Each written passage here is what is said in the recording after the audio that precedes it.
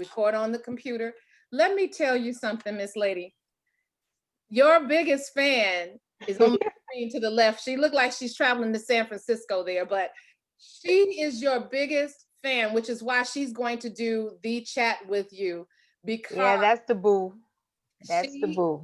This is a woman that walks away from most of these book conferences with 66 plus books. From the Oh, Cavalcade I know. record, there's 3 people who hold the record of 70 books. Pat Ball Reed, Cassandra Durham, Shannon, Deborah Mitchell. These are avid readers. They will buy from everybody in the place. And that's what we want. I just introduced Deb. Yeah, we love her.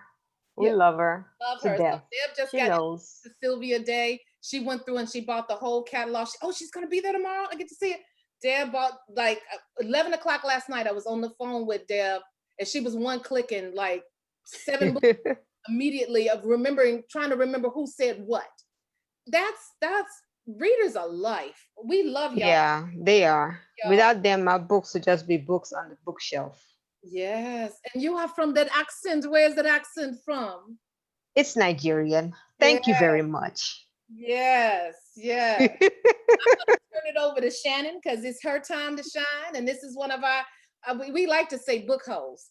But I mean, that, and she don't mind saying it because she know it's true. She got to work out that strip pole money, trying to make sure she got money for books. We love it. Okay. Shannon, it's all yours. All right. So good evening, everybody. My name is Shannan Harper. I am an avid reader. My parents actually met like at a church event. So I've kind of been in the church all of my life. And so Christian fiction is my base. So that's where I fell in love with reading. I started off with like Victoria Christopher Murray and Kimberly Lawson Roby. And I actually met Unoma, I believe, through some other Christian authors that I knew, Pat Simmons, Rhonda McKnight, Vanessa Miller, because they were all part of a specific Christian line. So that's actually how I found out about Unoma. And we actually finally met in person at the Christian Book Lovers Retreat in 2017. So her bio is Unoma writes contemporary romances that span Africa and the African Diaspora. Unoma weaves romantic tales for readers who enjoy stories centered around faith, family, and the rich culture of Africa.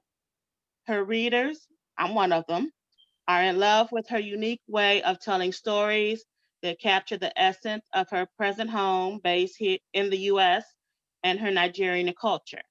You can catch her writing from the comfort of her bedroom nook with a pack of pepperoni slices and a cup of java. And we're both introverts and coffee fans, so we're just sisters from all over the place. All around. So I'd like to present to you all Unoma. Hello, everyone. Thank you for having me. I'm excited. This is actually one of my favorite books. It's called, it was one of her novellas called He Changed My Name.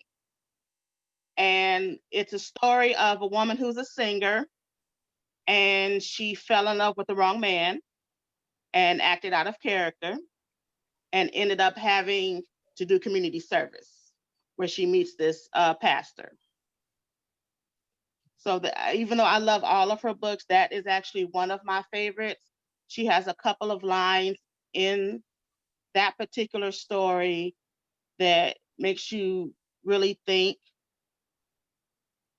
Marsha agrees. Yeah, it was a very awesome life thank change. you, Marsha. It really was. She is an author. She has 14, I believe, fiction books, 2 nonfiction, a podcast, and her husband also have like a movie company. Oh, that made my tired. I've never heard that. You just made my tired. I don't think I've ever heard that. So my first question is, what drew you to write Christian fiction? I was not drawn, I was pushed. I tell everybody that I was kind of pushed into what I do. And I was pushed by my husband. I mean, he saw I think our first year of marriage, my cabinet, and everything had romance in it. And he knew some particular authors, and he was like, you need to be owning shares in their company. Because I'm like, Shannon, when I see a backlist, if I read one and I see the backlist, I'm buying everything. So that was it. I mean, it's the product. He takes me to Barnes and Nobles, and he will sit at the corner while I do my thing. He makes sure it doesn't come in front of me, and he knows that that's like 2 hours of his day and that kind of stuff. So one day, I used to write blogs, but I love my face. I love my culture. Love my culture, because I have the opportunity of living in both places for decades, and so I know both places well, America and Nigeria.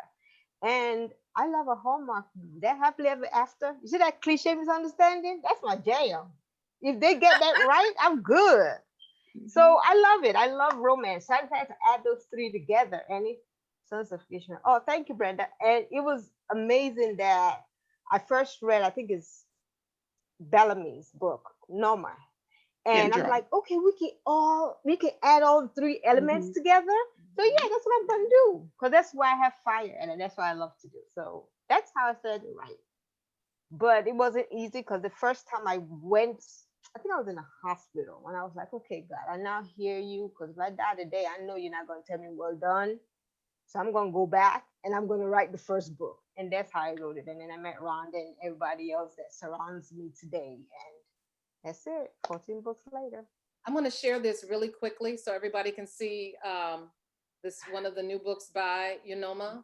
Yes. Second Shot, A Sweet Romance, a Billionaire Pact book. So I just want to make sure everyone can see that. And I love that picture and that head wrap. Just look. Thank fierce. you. You look fierce. Okay, so let's get back to it. Okay, so your characters are not all based in the US.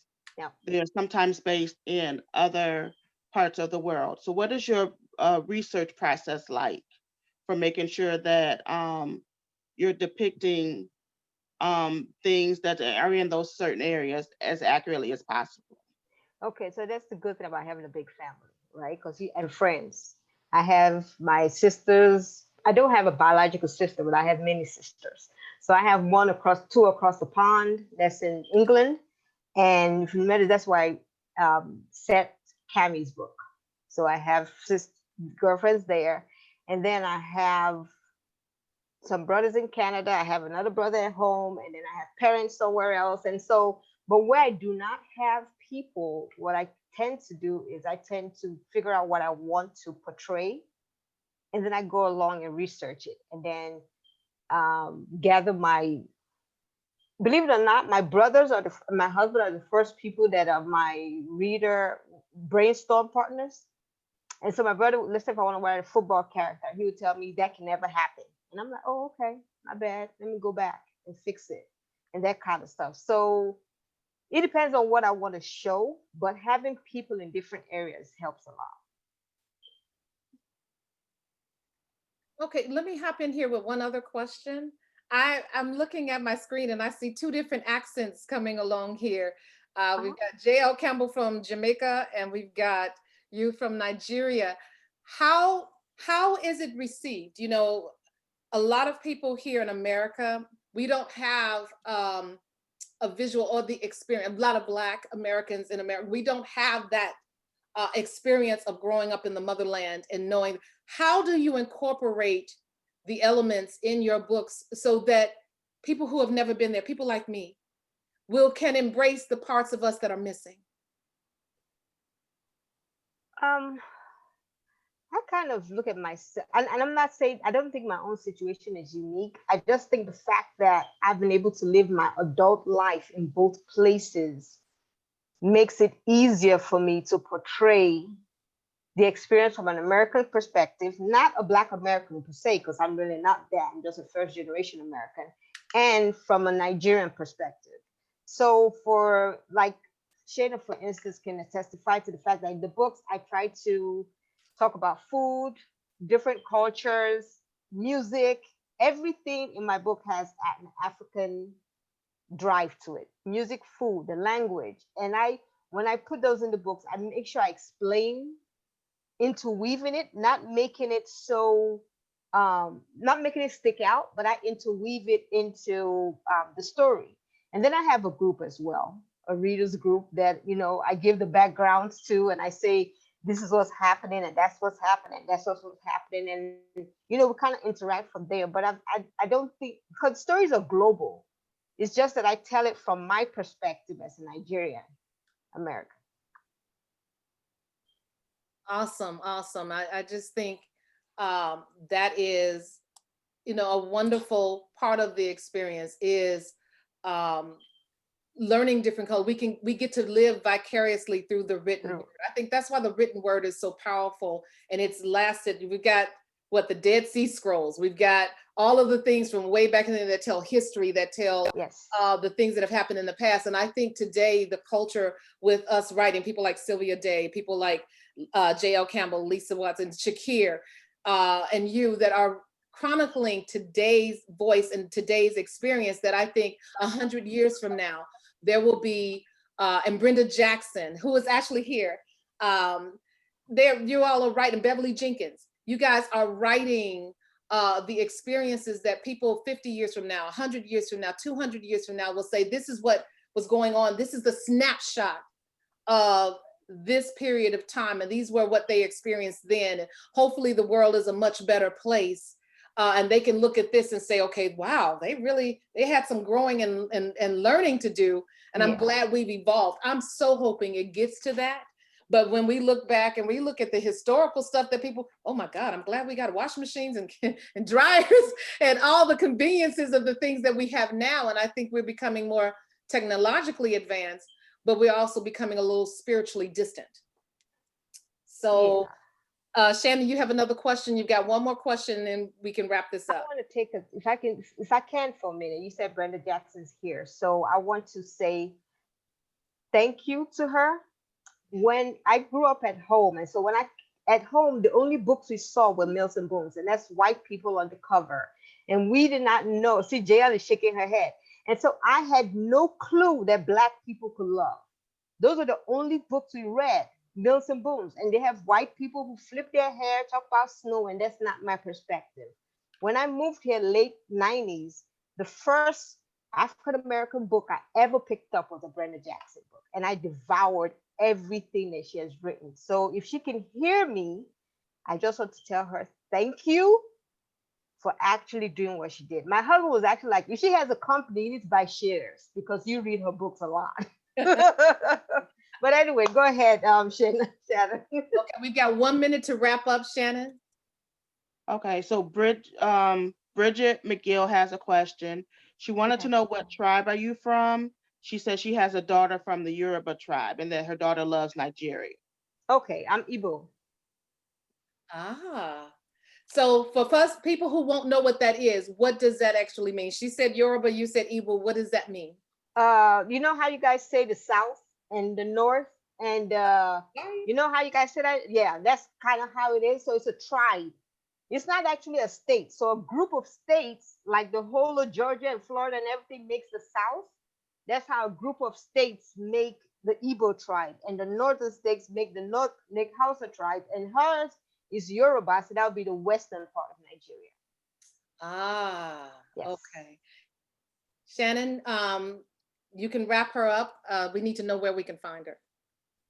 That was the next question. So yeah, you know what? I'm what do you say, preaching to the choir, or what would you tell me? Let me milk this cow. Okay. I'm okay.